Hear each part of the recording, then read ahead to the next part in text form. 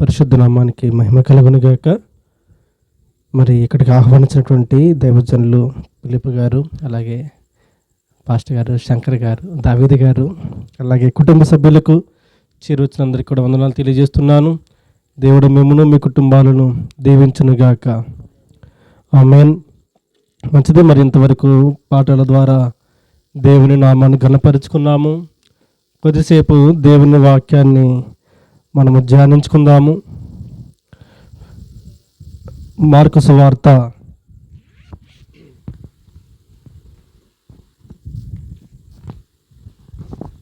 1వ అధ్యాయము 14వ వచనం నుంచి చదువుకుందాము.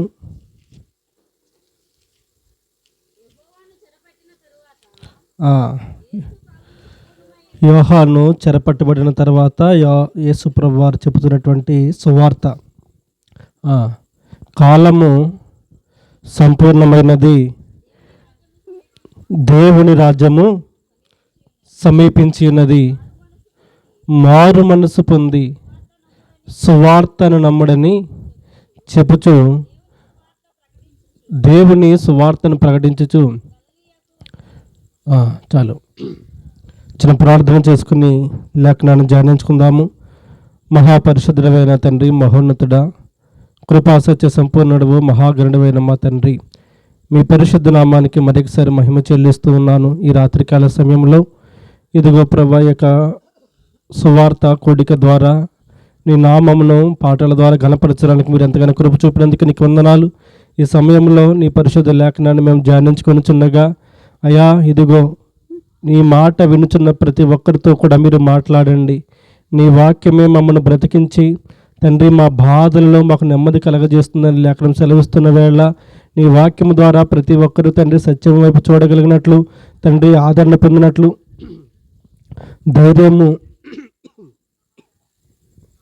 ధైర్యము పొందుకున్నట్లు ప్రభా ప్రతి ఒక్కరిని మీరు అనుగ్రహించండి. అందుకు నీకు పనికొచ్చే పాత్రలు దినదాసుని వాడుకుని ఘనత, మహిమ, ప్రభావములు మీరు ఆరోపించుకొనమని యేసు ప్రభా నామములో ప్రార్థించి వేడుకొనుచున్నాం తండ్రి. ఆమేన్. మంచిది ప్రియులారా, మరి రాత్రి దేవుడు మరొకసారి ఇటు రీతిలో తన మాట వినే గొప్ప భాగ్యమును అనుగ్రహించినందుకు మనస్ఫూర్తిగా దేవునికి వందనాలు తెలియజేస్తున్నాను. ఎందుకంటే చాలామంది మాటలు వింటుంటాం కదా. ఉదయం లేచిన తర్వాత నేను ఎవరి మాట విననండి, అసలు ఎవరితోనూ మాట్లాడనండి, అసలు ఎవరి దగ్గరికి వెళ్ళనండి, ఎవరి వైపు చూడను అనే వాళ్ళు ఎవరైనా ఉంటారా? ఎవ్వరు ఉండరు. ఇంకా చెప్పాలంటే కొన్నిసార్లు తోచుబడి కాక అలా బయటికి వెళ్ళి కూర్చుని ఎవరిదో ఒకరితో మాట్లాడుతుంటారు. దాన్నే బాతకాని అంటారు. అంతేనా? అంటే అర్థం ఏంటి? ఇంట్లో ఉంటే ఖాళీగా ఉండలేక, మాట్లాడ ఎవరు లేక అలా బయటికి వెళ్ళి కూర్చుని మాట్లాడుతూ ఉంటారు. ఏదైనా మాట్లాడచ్చు, దేని గురించైనా మాట్లాడచ్చు. అది నిజమా కాదా, వాస్తవమా కాదా, మంచిదా కాదా, మేలుకరమైందా కాదా, అసలు ఇవేమీ అక్కర్లేదు. మాట్లాడాలి, వినాలి, మాట్లాడాలి, వినాలి. చాలామంది మాటలు మనం వింటూ ఉంటాము, చాలామందితో మాట్లాడుతుంటాము. ఇందులో మేలుకరమైనది ఏదో మనకు తెలియదు, మనల్ని బాగు చేసేది ఏదో కూడా మనకి పెద్దగా తెలియదు. కానీ ఖచ్చితంగా సందేహము లేకుండా ఏదో అంటారు కదా, బల్లగుద్ది చెప్తామంటారు సరే, అలాగా మేలుకరమైనది, శ్రేష్టమైనది, మన జీవితాలను బాగు చేసేది. అంటే మనకు మేలుకరమైనటువంటి మాట మనం ఏదైనా వింటున్నాము అంటే అది దేవుని వాక్యం మాత్రమే. గట్టిగా స్తోత్రం చేద్దాం. హల్లెలూయా. ఎందుకని దేవుని వాక్యం అని చెప్తున్నానంటే, ఆయన అనవసరంగా మాట్లాడతాడా? ఊరికనే ఖాళీగా ఉండి మాట్లాడతాడా దేవుడు? నిన్ను పాడు చేయాలని మాట్లాడతాడా? ఏదో ఒకటి అబద్ధం చెప్పి ఈవిడి జీవితాన్ని పాడు చేయాలి అన్న కోణంలో మాట్లాడతాడా? నీకు నష్టం కలిగించాలన్న ఉద్దేశంతో మాట్లాడతాడా? ఆయన మాట్లాడాడు అంటే నీకు ఏదైతే మేలో, ఏదైతే నీ జీవితాన్ని బాగు చేస్తుందో, ఏదైతే నీకు బలాన్ని ఇస్తుందో, ధైర్యాన్ని ఇస్తుందో, ఆదరణ ఇస్తుందో, నిన్ను లేపి ముందుకు నడిపిస్తుందో అలాంటి మాటలే మాట్లాడతాడు. అవునా కదా? అందుకే దేవుని వాక్యం వినటం కంటే శ్రేష్టమైంది ఈ లోకంలో ఏది కూడా లేదు. హల్లెలూయా. మనుషుల మాటలు చాలా గొప్పగా ఉంటాయి, మృదువుగా ఉంటాయి, హ్యాపీగా ఉంటాయి, మేలు చేసినట్టుగానే ఉంటాయి. కానీ దేవుని మాట తిడుతున్నట్టుగా ఉంటుంది, ఎందుకురా బాబు అన్నట్టు ఉంటుంది, మనకి నచ్చదు కొన్నిసార్లు. కానీ మేలు చేసేది మాత్రం మరొకసారి చెప్తున్నాను, ప్రభు నామంలో దేవుని వాక్యం మాత్రమే. గట్టిగా స్తోత్రం చేద్దాం. ఎందుకని ఇన్నిసార్లు ఇంతసేపు చెప్తున్నానంటే, మనం వినే వాక్యమును మనం జాగ్రత్తగా వినాలి. వినే వాక్యమును, ఒక ఆయన వాక్యం వింటున్నాడా అంటే మిగతా వారందరూ కూడా వింటున్నాడే అని అనుకుంటున్నారు, కానీ వాస్తవం ఏంటంటే పడుకున్నాడు. ఎలా తెలిసింది? పొడుకుని కింద పడి చచ్చిపోయాడంట. ఎక్కడ? కిటికీలో కూర్చొని నిద్రపోయి కింద పడిపోయాడు. దేవుని మహాకృపను బట్టి మళ్ళీ బ్రతికాడు అనుకోండి. అదే నిద్రపోకుండా వాక్యం వినుంటే కింద పడేవాడు అంటారా? అందుకనే శ్రద్ధగా దేవుని వాక్యం వినాలి. యేసు ప్రభువారు తాను పరిచర్య చేస్తున్నటువంటి కాలంలో చెప్పుచున్నటువంటి మాట, మారు మనసు పొందుడి, దేవుని రాజ్యము సమీపించుచున్నది అని చెప్పి అంతటా కూడా పరిచర్య చేస్తూ తిరుగుతున్నాడు. ఆయన పరిచర్య చేస్తూ తిరుగుతున్నాడు. ప్రియులారా, యేసు ప్రభువారి సువార్త ఏంటంటే దేవుడు రాబోచున్నాడు, లేదా దేవుని రాజ్యము రాబోతుంది అని. దేవుని రాజ్యము రాబోతుంది, నమ్మండి, నమ్మి మారు మనసు పొందండి, మారు మనసు పొంది బాప్తిసం తీసుకోండి అని చెప్తున్నాడు. ఇదే మాట ఒక దైవజనుడు హైదరాబాద్లో సువార్త ప్రకటిస్తుంటే ఒక ఆయన వచ్చి, మీ దేవుని నమ్ముకోకపోతే నరకానికి పోతారంట కదా, అదేం దేవుడు అన్నాడు. ఆయన యూట్యూబ్లో పెట్టాడు, మొత్తానికి ఎప్పుడో చూశాను, నిజంగానే అన్నాడు. అప్పుడు నాకు అనిపించినటువంటి ఆలోచన ఏంటంటే, నిజంగానే యేసు ప్రభువారిని నమ్ముకోకపోతే నరకానికి పోతారా మనుషులు? యేసు ప్రభువారిని నమ్ముకోకపోతే నరకానికి పోతారా అంటే, కొన్నిసార్లు కొంతమంది బోధ అలా ఉండొచ్చు, యేసు ప్రభువారిని నమ్ముకోకపోతే నరకానికి పోతారు అన్న రీతిలో బహుశా ఒకళ్ళిద్దరు మాట్లాడే దైవజనులు ఉండొచ్చు. కానీ ప్రియులారా, అసలు దేవుడు ఎందుకని సువార్త ప్రకటిస్తున్నాడు? ఎందుకని సువార్తను మనం నమ్మాలి అంటే, వాస్తవానికి ఒక మాట చెప్తాను, మీకు అందరికీ తెలిసినటువంటి మాటే, అప్పుడప్పుడు ఉపయోగిస్తారు ఈ మాట. ఏంటంటే, ఇంకా భూమి మీద నీలాంటి వాళ్ళు ఉన్నారు కాబట్టే వర్షాలు పడుతున్నాయి అంటారు. అవునా? విన్నారు ఎప్పుడన్నా ఈ మాట? మీరు అందరూ పెద్దవాళ్ళే కదండి, తల మెరిసిపోయిన వాళ్ళు కూడా ఉన్నారు. ఎప్పుడన్నా విన్నారు ఈ మాట? ఈ మాటకి అర్థం ఏంటి? ఈ మాటకి అర్థం ఏంటి? ఇంకా నీలాంటి వాళ్ళు అక్కడక్కడ మంచి వాళ్ళు ఉన్నారు కాబట్టే వర్షాలు పడుతున్నాయి, లేదా ఏదో పంటలు పండుతున్నాయి అన్న కోణంలో మాట్లాడతారు. దీని అర్థం ఏంటంటే, అందరూ భయంకరంగా ఉన్నారని అర్థం, మిగతా వాళ్ళందరూ కూడా చెడిపోయిన వాళ్ళనే కదా అర్థం. నేను క్రియేట్ చేసిన వాడే ఇది, నేను క్రియేట్ చేసిందా? నేను క్రియేట్ చేసింది అయితే మీరేంటి ఫాస్ట్ మీరు చెప్తున్నారని చెప్పొచ్చు. ఇది ఎవరో ఒక ఆయన క్రియేట్ చేశాడు, ఆయన క్రియేట్ చేసిన దాన్ని మిగతా వారందరూ నమ్ముతున్నారు, అది మన కాలం దాకా కూడా వచ్చింది, బోల్డ్ సార్లు అని ఉంటారు. అవునా కదా? అంటే దీనిలోని అర్థం ఏంటంటే ప్రియులారా, మనుషులు చాలా భయంకరమైనటువంటి జీవితం జీవిస్తున్నారని అర్థం. మనుషుల హృదయము పాపముతో నిండిపోయింది.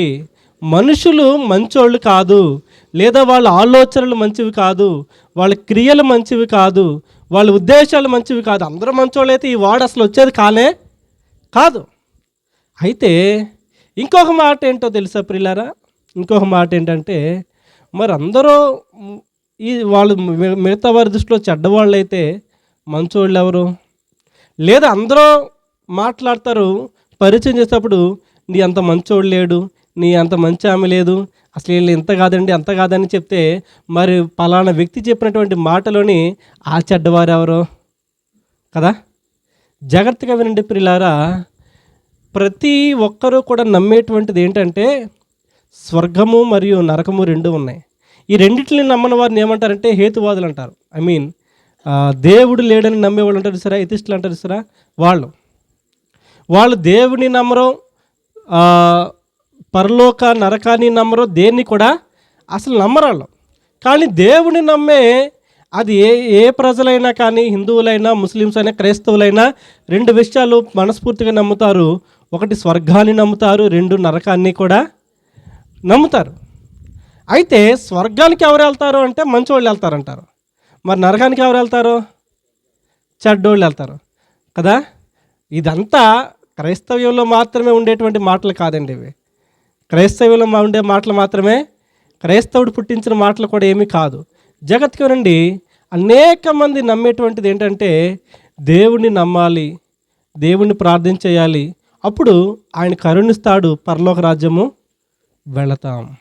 అయితే యేసు ప్రభువుని ఎందుకు నమ్మాలి అంటే, మారు మనసు అంటే ఏంటంటే ప్రియులారా, వాస్తవానికి మతం మారటము, దేవుని మార్చడం కాదు. కానీ ఇప్పుడు దాకా మనం మాట్లాడుకున్నటువంటి పాపము అనేది ఒకటి ఉంది చూసారా, హృదయము చెడిపోయింది, బుద్ధి చెడిపోయింది, ఆలోచనలు చెడిపోయినవి, క్రియలు చెడిపోయినవి అనేటువంటి మాటే దేవుని దృష్టిలో చాలా తప్పు. బైబిల్ చెప్తున్న మాట, ఆకాశం నుండి దేవుడు అంటే నరులందరినీ కూడా పరిశీలిస్తారంట. వారు ఎలా ఉన్నారంటే ఇల్లు కట్టుకున్నారు, వాకిళ్ళు కట్టుకున్నారు, అంతా బాగానే ఉంది, కానీ హృదయం మాత్రం చాలా భయంకరంగా ఉందంట. ఎంత భయంకరంగా ఉందంటే, మీకు తెల్లారు లెగిస్తే న్యూస్ పేపర్లో మంచి న్యూస్లు ఎక్కువ కనపడతాయా, చెడు న్యూస్లు ఎక్కువ కనపడతాయా? ఏమండి, ఈ మధ్యకాలంలో ఒక ఆమె ప్రియుడి కోసం భర్తను చంపేసిన ఆమె ఒక ఉంది. ఇంకా భయంకరమైన న్యూస్ ఏంటంటే, పిల్లోడినంట ఒక ఆవిడ బస్ స్టాండ్లో వదిలిపెట్టి వెళ్ళిపోయిందంట. పాపం ఇంత ఉన్నాడు పిల్లోడు, వాడికి 3 ఏళ్ళు 4 ఏళ్ళు ఉంటాయి. కన్న తల్లి, ఎంత భయంకరమైన జీవితం అంటారు.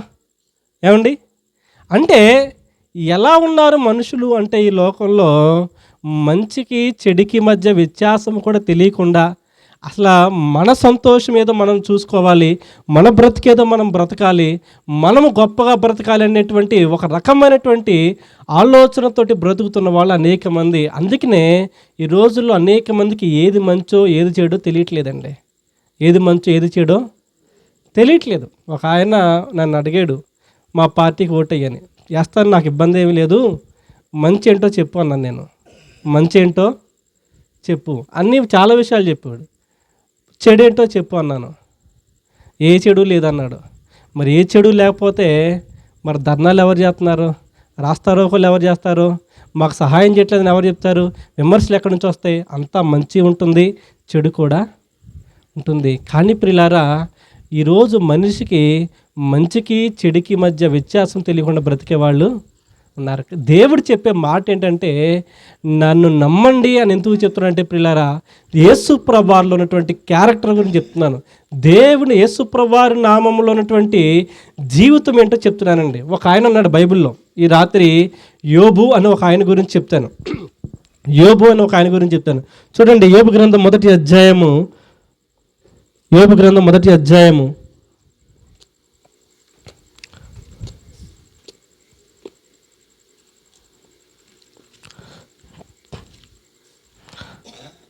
1వ వచనం నుంచి చదువుకుందాము. ఊజు దేశమునందు యోబు అని ఒక మనుషుడు ఉండెను. అతడు యథార్థవంతుడును న్యాయవంతుడునై దేవుని యందు భయభక్తులు కలిగి చెడుతనము విసర్జించిన వాడు. చాలండి. యోబు అని ఒక వ్యక్తి ఉన్నాడు. చాలా సంవత్సరాల క్రితము ఈ భూమి మీద ఉన్నాడు. అతన్ని గురించి దేవుడు చెప్పుచున్నటువంటి మాటలు అన్నమాట. ఎందుకంటే దేవుడికి మనుషులతో పరిచయం ఉంటుంది. దేవునికి మనుషులతో వారి ఉద్దేశాలు ఏంటో తెలుసు, వారి తలంపులు ఏంటో తెలుసు, వారి క్రియలు తెలుసు, వారి జీవితము మొత్తం అంతా కూడా దేవుని దగ్గర ఓపెన్ చేసినటువంటి పుస్తకం లాగా ఉంటుంది. ఓపెన్ చేసిన పుస్తకం లాగా దాచేదేమీ లేదు. దేవుని దగ్గర ఎవడో కూడా మాయ చేయలేడు. అయితే ఈ యోబు గురించి మాట్లాడితే ప్రియులారా, అతని గురించి దేవుడు ఒక మాట సెలవిస్తున్నాడు. ఏంటో తెలుసా? అతడు నీతిమంతుడు అని చెప్తున్నాడు. ఏమని? ఏంటంట? నీతిమంతుడు. ఈ పదాలన్నీ కూడా ఓన్లీ క్రిస్టియన్కి మాత్రమే సంబంధించిన పదాలు కాదు. అసలు గుర్తుపెట్టుకోవాలి మీరు. ఈ క్రిస్టియన్కి సంబంధించిన పదాలు కాదు, జనరల్గా లోకంలో ఉపయోగించేటువంటి పదాలు అన్నమాట. దేవుడు చెప్పుతున్నటువంటి మాట ఏంటంటే, ఈ యోబు నీతిమంతుడు అని చెప్తున్నాడు. నీతిమంతుడు అంటే అర్థం ఏంటంటే ప్రియులారా, అతనిలో పాపం ఏమీ కూడా లేదనంట. ఏంటి?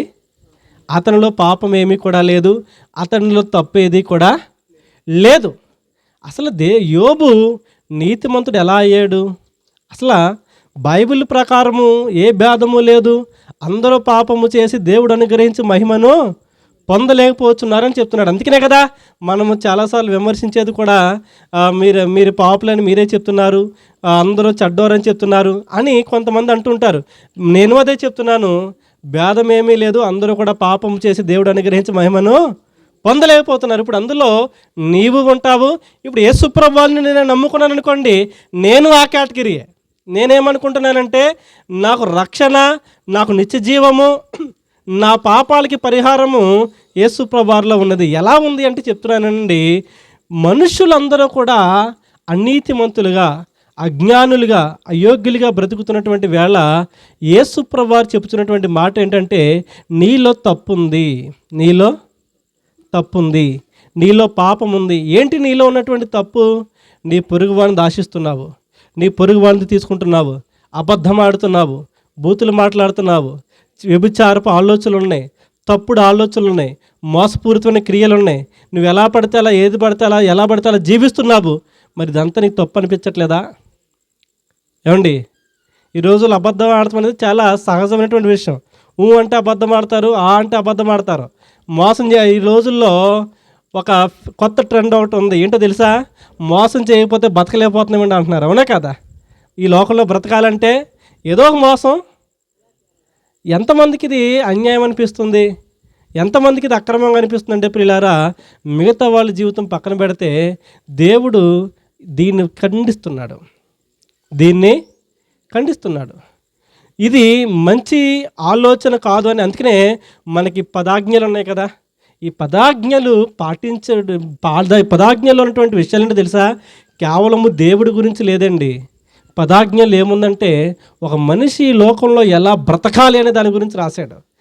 ఏది మంచి ఏది చెడు అనే దాని గురించి రాశాడు. అవునా కదా? ఏది మంచి ఏది చెడు అనే దాని గురించి రాశాడు.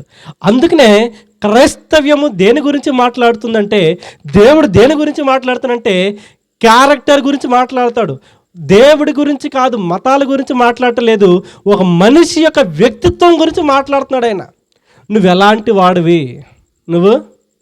ఎలాంటి వాడివి, నీ ఆలోచన ఎలా ఉంది, నీ పనులు ఎలా ఉన్నాయి అని మాట్లాడుతున్నాడండి. అని మాట్లాడుతూ ఆ పనుల పర్యవసానం ఏంటో కూడా చెప్తున్నాడు. పాపము ఏలయనగా అందరూ పాపము చేశారు అని చెప్తున్నాడు. దేవుడు పాపము వల్ల వచ్చే జీతము మరణం అని కూడా చెప్తున్నాడు. ఇంకా దాంట్లో డొంక తిరుగుడు మాటలుండవు, ఎదుటివాడిని మభ్యపెట్టలే మాటలుండవు, బుజ్జగించే మాటలు ఏముండవు, వాస్తవంగానే చెప్తున్నాడు. అందుకనే చాలామందికి క్రైస్తవం ఎక్కర్లేదు, యేసు ప్రభువుని నమ్ముకుంటున్నామని పైకి పేరు పెట్టుకున్న వాళ్ళు కూడా యేసు ప్రభువుకి ఎందుకు ఎక్కువ ప్రార్థన చేయరంటే, ప్రార్థన చేస్తే మంచిగా బ్రతకాలి, చర్చికి వెళ్తే మంచిగా బ్రతకాలి, బాప్తీసం తీసుకుంటే అది వదిలేయాలి ఇది వదిలే అని చెప్పేసి క్రైస్తవులు ఏం చేస్తున్నారు ఈరోజు? బాప్తీసం తీసుకోమంటే అప్పుడు ఎప్పుడో తీసుకుంటామండి. ఎప్పుడు తీసుకుంటారంట?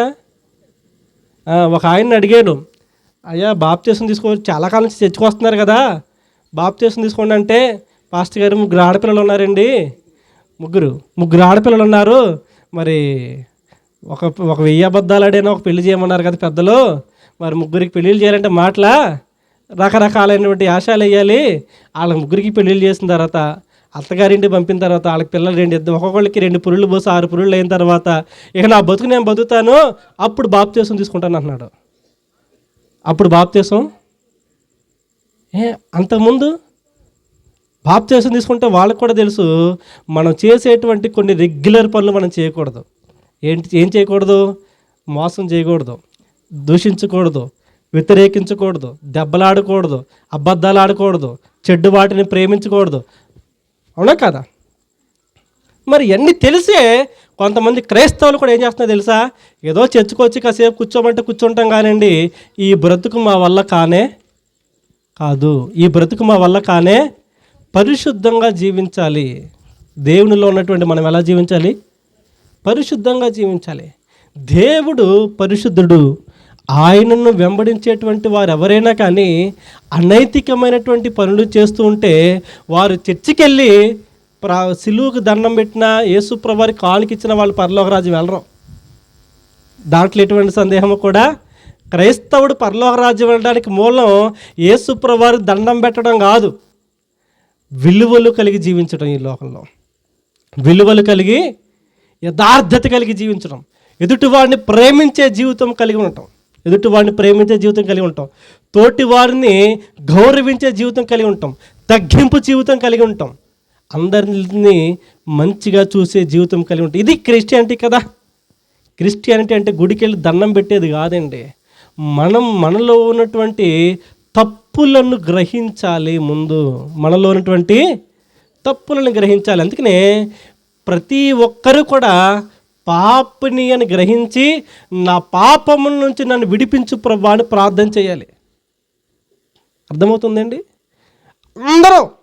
ఎందుకు అందరూ చేయాలి? ఎందుకు అంటే అందరూ కూడా దేవుని మహిమను పొందలేకపోతున్నారు.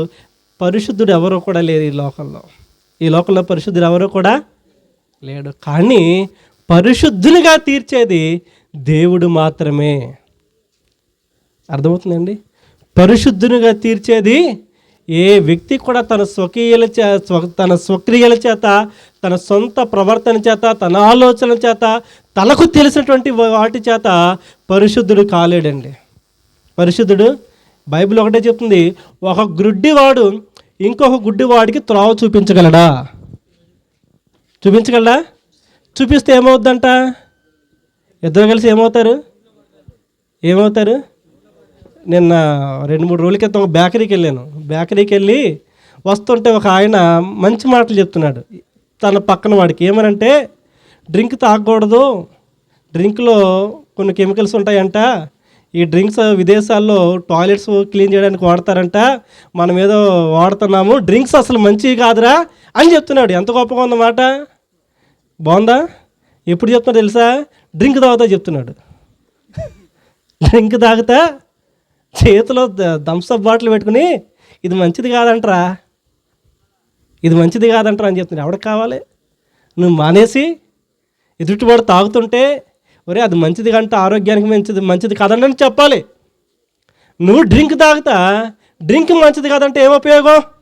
మందు తాగితే లివర్ చెడిపోద్దని చెప్తే ఎలా ఉంటుంది? బైబిల్ కూడా అదే అంటుంది. గుడ్డివాడు ఇంకో గుడ్డివాడు తావు చూపిస్తే ఇద్దరు కుంటలో పడతారు. ఇద్దరు కూడా నువ్వు మంచోడువా నేను చెప్పుకుని, నేను మంచోడువా నువ్వు చెప్పి, లేదా నువ్వు చెడ్డోడువా నేను చెప్పి, నేను చెడ్డోడు నువ్వు చెప్పి, ఇక మనకే సరిపోద్దండి. మనకే సరిపోతుంది. మరి ఎలాగో మనము విడుదల పొందుతాము? అందుకే నీతిమంతునిగా చెయ్యాలి అంటే పరిశుద్ధుడు కావాలి. పరిశుద్ధుడు క్రీస్తు చెప్తున్నటువంటి మాట ఏంటి తెలుసా? నేను పరిశుద్ధుడను కనుక మీరు కూడా పరిశుద్ధుడు. ఇదే మాట ఒక బ్రాహ్మణ్, ఆయన అందరికీ తెలిసిన, ఆయన బాగా ఫేమస్, ఆర్ఆర్కే మూర్తి అని మంచి సేవ చేసి ఈ మధ్య కాలంలోనే చనిపోయారు. సుమారు 90 సంవత్సరాలు బ్రతికారు. ఆయన ఒకటే ఉద్దేశంతో మొదటిసారి బైబిల్ చదివాడు. ఏంటి అంటే, నోరు తెరిస్తే తెల్లారు లెగితే మా దేవుడే గొప్ప అంటాడు. మీ దేవుడు ఉన్నటువంటి చెడేంటో నేను చూపిస్తానని చెప్పేసి విమర్శించడానికి బైబిల్ చదివి బైబిల్ కంప్లీట్ చేసిన తర్వాత ఆయన చెప్పిన సాక్ష్యం మీరు కావాలంటే యూట్యూబ్లో కూడా ఉంటుంది. ఆయన నోటితో ఆయన చెప్పిన సాక్ష్యం, బ్రాహ్మణ్ తప్పు బైబిల్లో లేదు, నాలోనే ఉందని చెప్పి ఆయన యేసు ప్రభువుని వెంబడించి సువార్థికుడిగా మారాడు. ఇక్కడికి స్తోత్రం చేద్దాం. హల్లెలూయా. ఎక్కడ కూడా దేవుని పాపం అనేది లేదండి. అందుకనే ఆనాడు యేసు ప్రభువుని చంపాలని చూసిన వారితో కానీ మిగతా వారితో కానీ దేవుడు ఓపెన్గా చెప్తున్నాడు, నాలో ఏదైనా పాపం ఉందని మీరు ఎవడైనా నిరూపించగలరా? యేసు ప్రభువు వెనకాల ఎప్పుడో ఒక బ్యాచ్ తిరుగుతుండేది. ఏంటో తెలుసా? అద్భుతాల కోసం కొంతమంది తిరిగేవారు, అవకాశాల కోసం కొంతమంది తిరిగేవారు, దేవుడిని ప్రేమించి కొంతమంది తిరిగేవారు, శాస్త్రులు పరిశీలన ఒక బ్యాచ్ ఉండేది. ఎప్పుడు యేసు ప్రభువుని పట్టుకుందామా, ఆయన ఏం తప్పు మాట్లాడతాడా, తప్పు చేస్తాడా, సిలువేద్దామా, చంపేద్దామా, తీసుకెళ్ళి రాజు ముందు నిలబెడదామా అని చూసాడండి. 3.5 సంవత్సరాలు వీని ఎక్కడికి వెళ్తే అక్కడికే వెళ్ళేవారు అంతే. కానీ ఒకటి గుర్తుపెట్టుకోండి, ఒక్క చిన్న మాట కూడా ఆయనలో తప్పు పట్టుకోలేకపోయారు. ఒకసారి యేసుప్రభు దగ్గరికి వచ్చి ఆయన ఇరుగులు పెడదామని మాట్లాడుతున్నారు. ఏమన్నా తెలుసా? కైసరికి పండించుట న్యాయమా కాదా అని. అంటే అర్థం ఏంటి? ఇవ్వద్దు అని చెప్తే ప్రభుత్వానికి వ్యతిరేకంగా మాట్లాడాడని చెప్పేసి ఆయన మీద నేరారోపణ చేయొచ్చు. ఇవ్వండి అని చెప్తే దాన్ని ఇంకోలాగా తీసుకెళ్ళాలి. మొత్తానికి ఏం చెప్పినా ఏదో ఒకలాగా యేసుప్రభుని ఇబ్బంది పెడదాము, ఈయన తప్పు మాట్లాడని చెప్దామని చెప్తే కాయిన్ అడిగాడంట. కాయిన్ ఇస్తే దీని మీద ఎవరిది వ్రాత ఉంది అని అడిగారు. కైసర్ రూపం ఉంది, కైసర్ వ్రాత అంటే ఇది ఎవరిదే? కైసర్ది. కైసర్కి ఇచ్చేయండి అన్నాడు. ఎవరిది అది? ఈ రూపాయి దేవుడిదా? కాదు, ఆయనది కదా. ఆయన అడిగితే ఆయనకి ఇచ్చేయండి. మరి ఇంకోటి ఏంటి? దేవునిది దేవునికి ఇవ్వండి. దేవునిది అంతే. ఇవ్వద్దు అని చెప్పలేదు, ఇమ్మని చెప్పలేదు. నీకు ఏది దేవునికి ఇవ్వాలో ఏది లోకానికి ఇవ్వాలో తెలిసి ఉండాలి. అర్థమవుతుందా? దేవునిలో ఎంత క్రమంగా ఉంటున్నావో లోకములో కూడా అంతే క్రమంగా ఉండాలి. అందుకని యేసుప్రభుని సిలువేసే టైంలోనంట యేసుప్రభులో ఏ తప్పు వెతకలేక ఇద్దరు పనికి మాలోళ్ళు పెట్టుకున్నారంట. పనికి మాలోళ్ళు అంటే అర్థమే తెలుసా? డబ్బులు ఇచ్చి సాక్ష్యం చెప్తారు చూసారా? దొంగ సాక్ష్యాలు, దొంగ ఓట్లు వేస్తారు. తప్పుగా అనుకోండి, తప్పుగా అనుకున్నా పర్లేదు, మరి అంతే కదా. మరి తప్పు మాట్లాడే వాళ్ళు పనికి మాలో అనుకోండి ఏమంటాం? బైబిలే చెప్తుంది. ఈయన దేవాలయమును పడగొట్టి 3 రోజులు లేస్తారని చెప్పేసి దొంగ సాక్ష్యం పెట్టుకుని చెప్పారు. కానీ యేసుప్రభు ఆ మాట అనలేదు. ఈ దేహం అనే దేవాలయాన్ని పడగొట్టండి, 3వ రోజు తిరిగి లేస్తానని చెప్పాడు దేవుడు. ఎందుకంటే మీ దేహమే దేవాలయం. ఎవరైతే పరిశుద్ధంగా బ్రతుకుతారో వారే దేవుని ఆలయం. అందుకని ఏమంటున్నాడు? దేవుడు నివసించేది కేవలము గోడలతో కట్టిన మందిరంలో కాదు, నీ దేహం అనే ఆలయంలో నివసిస్తాడు దేవుడు. అందుకనే మీరు పరిశుద్ధంగా ఉండాలి. మనలో పాపం పెట్టుకుంటే దేవుడు మనలో ఉండడండి. దేవుడు మనలో ఉండడు. ఉంటాడా? అక్రమం చేసే వాళ్ళ మధ్యలో ఉంటే నేను ఒకటే అంటాను. ఒక ఆయన అంటున్నాడు, పోలీసులు పట్టుకెళ్ళారు పేకాటాడి, అంటే ఆడాడో లేదో మనకు తెలియదు. వచ్చిన తర్వాత చెప్తున్నాడు, నేను పేక ఆట ఆడలేదు, ఊరిని అక్కడ కూర్చున్నాను, పోలీసులు పట్టుకెళ్ళారు అంటున్నాడు. అప్పుడు ఒక ఆయన అన్నాడు, ఒరే నీకు పేకాట ఎందుకు ఆడలేదు అన్నాడు. నాకు రాదు అన్నాడు. నాకు ఇంట్రెస్ట్ లేదు అన్నాడు. మరి నీకు ఇంట్రెస్ట్ లేనప్పుడు అసలు నువ్వు అక్కడికి ఎందుకు వెళ్ళావు? నీ క్యారెక్టర్ అది కాదు కదా, నీకు నచ్చదు కదా, మరి నువ్వు పేకాట ఆడవాళ్ళ దగ్గర ఎందుకు కూర్చున్నావు కదా? అంటే నువ్వు ఆడేవాడువో లేదా ఇంట్రెస్ట్ ఉన్నవాడు కింద లెక్కే కదా. నీ వ్యక్తిత్వం అది కానప్పుడు, నీకు నచ్చనప్పుడు నువ్వు అక్కడికి వెళ్ళకూడదు. దేవుడు పరిశుద్ధుడు అయితే మనలో అక్రమం ఉంటే మనలో ఉండగలుగుతాడా? అందుకనే దేవుడు ఏమన్నాడు తెలుసా? నేను పరిశుద్ధుడను కనుక మీరు కూడా. అది దేవుడిని వెంబడించటం అనే మాట దండం మరలా చెప్తున్నాను, గుర్తుపెట్టుకోండి. దండం పెట్టేది కాదండి. అందుకని ఏమన్నా తెలుసా? ఆయన వెంబడిస్తే పరలోకం వెళ్తాము, యేసుప్రభువారు నా దేవుడు అని చెప్తే పరలోక రాజ్యం వెళ్తాం, యేసుప్రభువారు నమ్మనంటే నరకానికి వెళ్తాం కాదండి. ఎవరైతే పాపమును విడిచిపెట్టరో వారు ఎవరైనా సరే, క్రైస్తవులైనా సరే. ఇప్పుడు యోధా ఉన్నాడు, 3.5 సంవత్సరాలు యేసుప్రభువారు వెనకాల తిరిగాడా లేదా? కానీ ఈరోజు యోధా పరలోక రాజ్యం వెళ్తాడా? ఎవరైనా చెప్పగలుగుతారు యోధా పరలోక రాజ్యం వెళ్తాడని? ఎందుకు? అమ్మేశాడు యేసుప్రభువారిని. డబ్బుల కోసం తప్పు చేశాడు. డబ్బుల కోసం తప్పు చేసినప్పుడు 3 ఏళ్ళు కాదు 30 ఏళ్ళు సేవ చేసినా, పరిచర్య చేసినా, ముసుగేసి కూర్చున్నా పని అవదండి. దండం పెట్టడం కాదు యేసుప్రభువారికి. దేవుడు పాపము లేనివాడు, దేవుడు తప్పు లేనివాడు. ఆయన అలా ఉన్నాడు కాబట్టి నన్ను కూడా అంతే పరిశుద్ధంగా బ్రతకమని చెప్తున్నాడు. ఇప్పుడు ఒక మాట చెప్తాను, మీరు బాగా గుర్తుపెట్టుకోండి. ఒక ప్రశ్న అడుగుతాను, మీరు ఈజీగా సమాధానం చెప్పచ్చు. లూదియం గారు తెలుసా మీకు? లూదియం గారు తెలుసా తెలీదా? మర్చిపోయారా? సడన్గా అడిగితే లూదియం గారి పేరు మర్చిపోయారా? ఎవరు లూదియం గారు? నానమ్మ గారు, అంతేనా? లూదియం గారు ఈ యాత్రను ముగించి వెళ్ళిపోయారు. ఎక్కడికి వెళ్ళారు? దేవుని సన్నిధికి.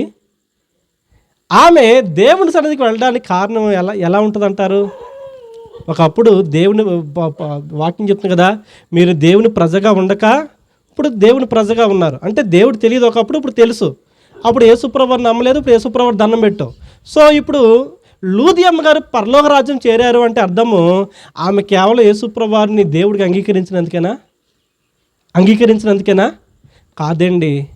అంగీకరించిన వారు చేయాల్సిన పని ఏంటో తెలుసా? తన తప్పును తాను తెలుసుకుని పాప క్షమాపణ పొందాలి. పాప క్షమాపణ. నేను పాపిని ప్రభువా, నాలో ఏ మంచి లేదు, నాలో గొప్పదేమీ కూడా లేదు, నేను పుట్టుకతోనే పాపంలో పుట్టాను. అందుకనే మీరు ఎప్పుడైనా గుర్తుపెట్టుకోండి, చిన్నప్పటి నుంచి పిల్లలు అబద్ధాలు ఆడుతూ నేర్చుకుంటారా, మంచి మాట్లాడుతూ నేర్చుకుంటారా? అబద్ధాలు ఆడుతున్నారా, మంచి నేర్చుకుంటున్నారా? ఒకడు వచ్చి ఇంకో పిల్లోడిని కొడుతున్నకుండా ఒక పిల్లోడు వెళ్ళి ఇంకో పిల్లోడిని అలా చేయటం తప్పురా అని ఎవడన్నా చెప్తాడా? చెప్పడం. చిన్నప్పటి నుంచి కూడా మనుషులలో ఉంటుంది ఏంటో తెలుసా ప్రియులారా? తప్పు, పాపమే. మరి ఆ పాపము నిన్నెక్కడ తీసుకెళ్తుంది? విడుదల పొందాలా వద్దా? ఒక ఖైదీ కూడా బయటికి రావాలంటే లోపల పరివర్తన చెందాలి. అసలు జైల్లో ఎందుకు వేస్తారు అంటే చంపటం ఉద్దేశం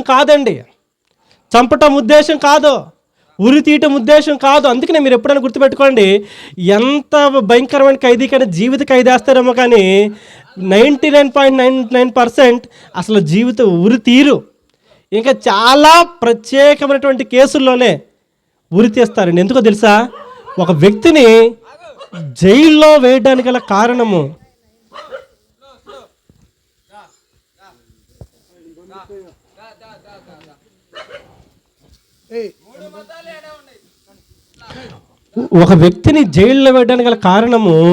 అతడు తన తప్పు తాను తెలుసుకుని దేవుని వైపు చూస్తాడనండి. అర్థమవుతుందా? అతన్ని చంపేయాలి, అతన్ని ఒంటరివాణ్ణి చేసేయాలి, అతన్ని బాధ పెట్టాలి అని కాదు. ఆ జైల్లో కూర్చుని ఏ పని చేయకుండా ఉన్నప్పుడు తాను చేసిన తప్పు వల్లే కదా తనకి ఈరోజు ఈ దుస్థితి పట్టింది. అమ్మ ఇటు చూడండి, నేను ఫస్ట్లోనే చెప్పాను, వాక్యము మాత్రమే శ్రేష్టమైంది. అన్నిటికీ ఆకర్షితులు అవుతాం.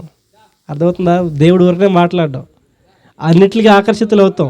దేనికి ఆకర్షితులు అవ్వాలి? వాక్యానికి మాత్రమే ఆకర్షితులు అవ్వాలి. ఎందుకో తెలుసా? మరలా చెప్తున్నాను, వాక్యం లేకపోతే జీవితాలు ఫలభరితంగా మారవు. గుర్తుపెట్టుకోండి. యేసు ప్రభువారు ఈ లోకంలోనికి వచ్చింది కూడా మనుషులను చంపడానికి కాదు, మనుషులను చంపటానికి కాదండి. అందుకనే మన పాపములు ఆయన భరించాడు. యెషయా అంటాడు కదా, నిశ్చయముగా ఆయన మన రోగములను భరించాడు, మన శాపమును తాను తీసుకున్నాడు, మన పాపమును ఆయన తీసుకున్నాడు. మరి ఏం చేశాడు? ఆయన ఏ విధంగా పరిశుద్ధుడై ఉన్నాడో అలాగుననే మనము కూడా పరిశుద్ధులముగా జీవించాలని చెప్పాడు. గట్టిగా దేవుని స్తోత్రం చేద్దాం, చేతులు స్తోత్రం చేద్దాం. హల్లెలూయా. వినండి, అప్పుడప్పుడు దేవుడు మిమ్మల్ని పరీక్షించడానికి ఇలాంటి ఎత్తుంటాడు. ఏది ఇంట్రెస్టో మీకు అని చెప్పేసి మార్గము తొలగిపోకూడదు. అర్థమవుతుందా? యేసు ప్రభువారు ఆయన మనల్ని ఏనాడు చంపాలనుకోలేదు, ఏ మనుషుడిని నరకానికి పంపాలనుకోలేదు. అందుకని ఏమంటున్నాడు తెలుసా? ఇప్పుడు మీరు అందరూ కూడా సువార్తను తెలుసుకుని మారు మనసు పొంది నాతో పాటు ఉండాలనేదే నా కోరిక. అందుకనే యోహాను సువార్త 14వ అధ్యాయం అంటాడు, ఇదిగో నేను వెళ్ళి మీరు కూడా నాతో నేనుండు స్థలంలో మీరు కూడా నాతో ఉండినట్లు స్థలములను సిద్ధం చేయడానికి వెళుతున్నానని చెప్తున్నాను. దేవుడి గట్టిగా స్తోత్రం చెప్పండి. హల్లెలూయా. దేవుని ఆలోచన మనం చూస్తే, నేను ఎక్కడ ఉంటానో మీరు కూడా అక్కడే ఉండాలి, నేను ఎలా ఉన్నానో మీరు కూడా అలాగే ఉండాలి. నేను ఎంత గొప్పగా ఉన్నానో దేవుని రాజ్యంలో మీరు కూడా అంతే గొప్పగా ఉండాలి నేను ఆశపడుతున్నాను. గట్టిగా స్తోత్రం చెప్పండి. ఇప్పుడు చెప్పండి, దేవుడు మనల్ని చంపాలనుకుంటున్నాడా, బ్రతికించాలనుకుంటున్నాడా? దేవుడు మనల్ని నరకాన్ని తీసుకెళ్ళాలనుకుంటున్నాడా? మన పాపములు ఆయన భరించాడు. యేసు ప్రభువుని సిలువ వేశారు, మనందరికీ తెలుసు. అందుకని దాన్ని గుడ్ ఫ్రైడే అన్నారు, అవునా కదా? ఆ రోజు యేసు ప్రభువు చనిపోయారు. ఆ రోజు అందరికీ సెలవిస్తారు, అవునా కదా? మ్యాక్సిమం దేశాలు ఆ రోజు సెలవిస్తారు. అంటే అర్థం ఏంటి? ఎక్కువ అందరికీ తెలిసిన సత్యం ఏంటంటే ఈరోజు యేసుప్రభువారిని సిలువేశారు. సిలువ ఎవరిని వేస్తారో తెలుసా? యేసుప్రభువారు మొదటి వ్యక్తి కాదు సిలువేసిన వారిలో. యేసుప్రభువారి కన్నా ముందే 100 సంవత్సరాల నుంచి సిలువేసే ఆచారం ఉంది. కానీ ఎవరిని వేస్తారంటే భయంకరంగా తప్పులు చేశారు చూసారా, వాళ్ళను సిలువేస్తారు. మరి యేసుప్రభువారిని ఎందుకు వేస్తారో తెలుసా? ఆయనలో కూడా పాపం ఉంది. ఆ పాపం ఆయన చేసింది కాదు, నీ భారం ఆయన తీసుకున్నాడు. గట్టిగా స్తోత్రం చెప్దాం. నీ పాపం ఆయన తీసుకున్నాడు. నువ్వు చేసిన అతిక్రమాలను ఆయన తాళ మీద మోపుకున్నాడు. అందుకనే మనం బ్రతికాం. వాస్తవం చెప్పాలంటే పాపము చేసిన వాడు చచ్చిపోవాలి. పాపం చేసిన వాడు చనిపోవాలి, అవునా కాదా? మరి మనమందరం కూడా చనిపోవాలో వద్దారా? ఏమండి, మనందరం కూడా చనిపోవాలో వద్దా? ఇప్పుడు మేము పెద్దోళ్ళు ఊరకనే మీరు రోజు వెళ్ళి వాళ్ళతో మాట్లాడండి, పెద్దోళ్ళు ఏం చెప్తారో తెలుసా? ఎవరిని నమ్మొద్దురా అంటారా అంటారా? అందరినీ నమ్మని ఎవరని చెప్తారా? జాగ్రత్తగా ఉండరా అని అంటారండి రా. ఒక ఆయన బోర్డు పెట్టాడంట, ఇక్కడ మనుషులు ఉన్నారు జాగ్రత్త అని. ఇక్కడ ఈ మాట అర్థమవుతుందా మీకు? మామూలుగా బోర్డు ఏమని పెడతారు? కుక్కలు ఉన్నాయి జాగ్రత్త అని పెడతారు. ఎందుకు? కరుతాయని. ఇక్కడ ఎక్కువ మంది మనుషులు ఉన్నారు జాగ్రత్త అని బోర్డు పెట్టాడంట. ఎందుకో తెలుసా? ఆయన దృష్టిలో అందరికన్నా ప్రమాదకరమైన వాళ్ళు మనుషులే. అందుకనే పెద్దోళ్ళు కూడా ఏమంటారు, రే అందరినీ నమ్మకరా, గుడ్డుగా నమ్మకరా, జాగ్రత్తగా ఉండరా అంటారా లేదా? మరి మనుషుల ఆలోచన ఏంటి? అందరూ కూడా భయంకరమైన వాళ్ళనే కదా. ఇప్పుడు శ్లోకం కాదు, మా వేదాలు కాదు, మంత్రాలు కాదు, కానీ జనరల్గా ఉన్నది చెప్తాను. జాగ్రత్తగా ఉండి, జాగ్రత్తగా రండి. నువ్వు చెప్పేది కుక్కలు ఇది అంటే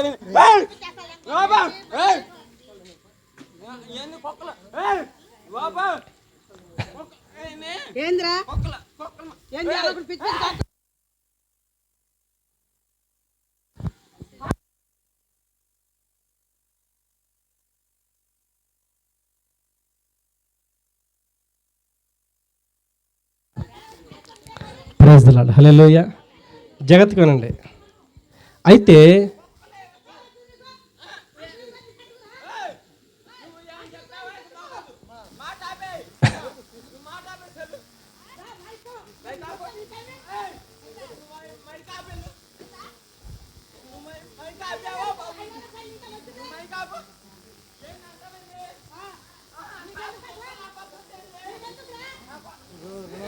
కుక్కలంటే ఆయన కోసం అనుకుంటున్నారు.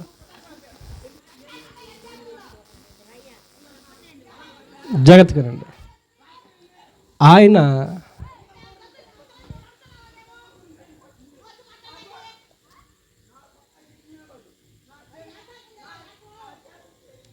జాగ్రత్తగానండి. ఒక మాట ఉంది ఏంటంటే దీన్ని 2 రకాలుగా చెప్తారు. ఒకటి, సర్వపాప పరిహారార్థం రక్తప్రోక్షణ అవశ్యం తద్రక్తం పరమాత్మైన పుణ్యధ్యాన బలియాగమని ఒక మాట ఉంది. అంటే ఏంటంటే మనుషులందరినీ కాపాడడానికి పరిశుద్ధుడైన వాడు రక్తం కార్చాలి అని అంటారంట. రక్తము కార్చాలి. ఆ రక్తమే మనుషులందరినీ కూడా పరిశుద్ధులుగా మారుస్తుంది. దీన్ని ఇంకోలా కూడా చెప్తారు.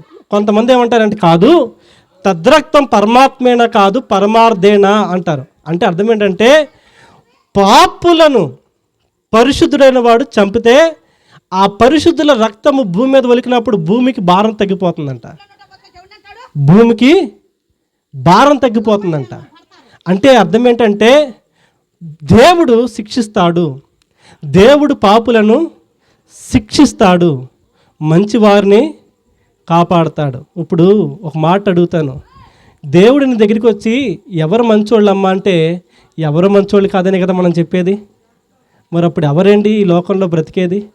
అందుకే యేసుప్రభువారు ఆయన చంపే దేవుడు కాదండి, ఆయన మనుషులను కాపాడే దేవుడు. ఎందుకో తెలుసా? అందరి పాపములు తన మీద వేసుకున్నాడు. అందరి పాపములు తన మీద వేసుకున్నాడు. అందుకనే ఏనాడు కూడా యేసుప్రభువారు బ్రతికి ఉండగానంట అంతగా దప్పికొనలేదంట. వాస్తవానికి సమరేశ్వరి దగ్గర కూడా వెళ్ళి అంటాడు, నేను మంచిళ్ళు అడుగుతానికి నీకు నీ దగ్గరికి వచ్చాను, కానీ వాస్తవానికి నేనే నీకు నీళ్ళు ఇచ్చేవాడిని అయ్యానని చెప్తున్నాడు. అవునా కదా? నేనేదో నీ దగ్గరికి నీళ్ళు వచ్చి మంచిలు తాగుతున్నాను అనుకోవద్దు. నా స్థితి ఏంటంటే, నా బ్రతుకు ఏంటంటే, నేనే మనుషులందరికీ ఈ లోకంలోనికి జీవజలం ఇవ్వడానికి వచ్చాను. మరి అలాంటి దేవుడు యేసుప్రభువు శిలువలో ఏమన్నాడు తెలుసా? దప్పిగొనుచున్నాను అంటే అర్థం ఏంటి తెలుసా ప్రియులారా? అందరి పాపమును భరించిన దేవుడు అలసిపోయాడని అర్థం. అందరి పాపమును, మన యొక్క సమాధానార్థమైనటువంటి శిక్ష ఆయన భరించి, మన పాపములు ఆయన తీసుకుని నశించిపోతున్నటువంటి మనల్ని వెదకి రక్షించాడు. గట్టిగా దేవుని స్తోత్రం చేద్దాం. అందుకనే ఒక దైవజనుడు రాస్తున్నాడు, ప్రభా బ్రతికి ఉన్నానంటే నీ కృప, బ్రతికి ఉన్నానంటే నీ కృప. నా జీవితము మంచిది కాదయ్యా. మీరు ఎప్పుడైనా గమనించండి ప్రియులారా, యేసు ప్రభువుని నమ్ముకుని దొంగతనం వదిలేసిన వాళ్ళు ఉన్నారు. అవునా? యేసు ప్రభువుని నమ్ముకున్నందుకు అబద్ధాలు మానేసిన వాళ్ళు ఉన్నారు. యేసు ప్రభువుని నమ్ముకుని తప్పులు చేయని వాళ్ళు ఉన్నారు. ఒక ఆయన ఉన్నాడండి, ఎక్కడ ప్రతిపాడు దగ్గర ఎక్కడ ఉంటాడు, మారు మనసు పొంది సుమారు 30 సంవత్సరాల యువకుడు అనమాట. అందరి కాళ్ళు పట్టుకున్నాడు. ఇంటికెళ్ళి అందరి కాళ్ళు పట్టుకుంటుంటే ఊరంతా ఆశ్చర్యపోయింది. నీకేమైనా పిచ్చి పట్టిందా ఏంట్రా మాట అందరి కాళ్ళు పట్టుకున్నామంటే, ఆయన అన్నాడు, నేను ఒకప్పుడు అందరినీ అందరినీ కూడా తిట్టినోడే. నన్ను ఎవడని ఏదైనా అంటే తిట్టేవాడిని, గొడవలు పడేవాడిని, నాకు నచ్చకపోతే ఎవరిని పడితే ఏది పడుతుంది అనేవాడిని. ఊళ్ళో అంచుమించుగా నేను అందరితో కూడా విరోధం పెట్టుకున్నవాడిని. మరి నా వల్ల వాళ్ళు ఎంతో బాధపడ్డారు. నేను మారు మనసు పొందిన తర్వాత నా దేవుడు నాకు చెప్పిన మాట ఏంటి తెలుసా? అందరినీ క్షమించమని అడిగాడంట. నువ్వు వాళ్ళందరినీ బాధ పెట్టావు, వాళ్ళందరితో సమాధాన పడమని చెప్పాడంట దేవుడు. వెళ్ళి నిజంగానేనండి అందరి కాళ్ళు పట్టుకుని, తల్లి నేను తెలియక రోజు నిన్ను తిట్టాను, నన్ను క్షమించమని అడిగాడు. ఊరందరికీ కూడా. మీ అందరికీ ఒక ఊరు తెలుసు, స్టువర్ట్పురం అని. ఆ స్టువర్ట్పురం పేరు చెప్తే ఎవరు గుర్తొస్తారు? దొంగలే కదా. స్టువర్ట్పురం దొంగలంటే రాష్ట్రం కాదు, మన భారతదేశం అంతా కూడా ఉన్నాయి కదా. ఒకసారి నేనే చూశానండి, మా ఊరిలో దొంగలు పడ్డారు, జాగ్రత్త అని పోలీసు వాళ్ళు హెచ్చరిస్తే ఆడు మా ఇంటికే వచ్చాడు రాక. నేను ఇక్కడ మంచం వేసుకుని పడుకున్నాను. మీకు టవర్ల చుట్టూరు ఫెన్సింగ్ కడతారు చూసారా, వైర్ తోటి. అది ఎంత ఎత్తు ఉంటుంది, సుమారు గోడ అంత ఎత్తు ఉంటుంది. వాడంత లెక్కలో ఉన్నాడు, నేను ఇక్కడ ఉన్నాను. లెగిసి అక్కడికి వెళ్ళే లోపల ఫెన్సింగ్ దూరి పారిపోయాడు. టకటకటకట పరిగెడిచి చాలా స్పీడ్గా ఉంటారు. ఒకళ్ళిద్దరే కాదండి, ఊరందరూ కూడా అంతే, ఊరందరూ కూడా. కానీ మీరు ఈరోజు స్టువర్ట్పురం వెళ్ళి చూడండి ప్రియులారా, దొంగలు ఎవరు కూడా లేరు. ఎందుకు మారు మనసు పొందారు వారు? దొంగతనం ఎందుకు మానేశారో తెలుసా? వారందరూ కూడా సువార్తను నమ్మారండి. దేవునిలో ఉన్న ప్రతి ఒక్కరు కూడా తాము తప్పు చేశామని, తాము పాపము చేశామని గ్రహించారండి. అందుకే దేవుడు హృదయాలను మార్చే దేవుడు. ఆయన చెప్తున్న మాట ఏంటంటే, నువ్వు సరిదిద్దుకోవాల్సింది నీ హృదయాన్ని, నువ్వు సరిదిద్దుకోవాల్సింది నీ క్రియలను, ప్రేమ. అందుకనే బైబిల్లో రాయబడిన మాట, నిన్ను వలె నీ పొరుగు వారిని ప్రేమించు. ప్రభువా ఎవరిని ప్రేమించాలి? అందరినీ ప్రేమించాలి.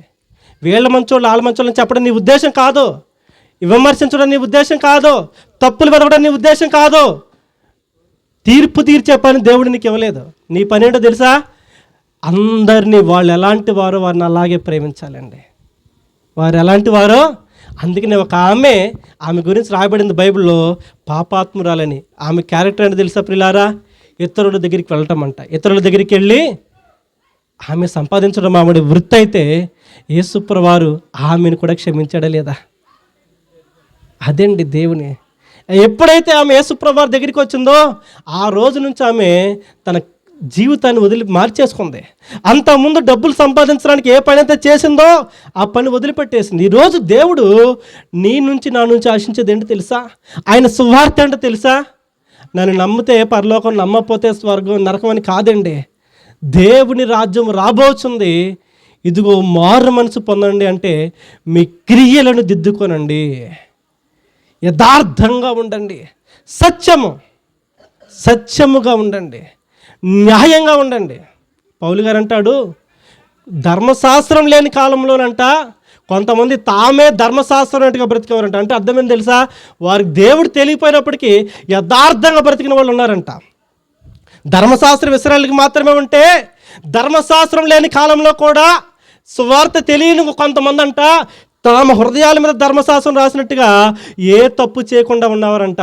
దేవుడు వారిని తనతో పాటు తీసుకెళ్తాడండి. తనతో పాటు మంచిగా బ్రతికే వాళ్ళు అన్ని చోట్ల ఉంటారు, అన్ని కాలాల్లో ఉంటారు.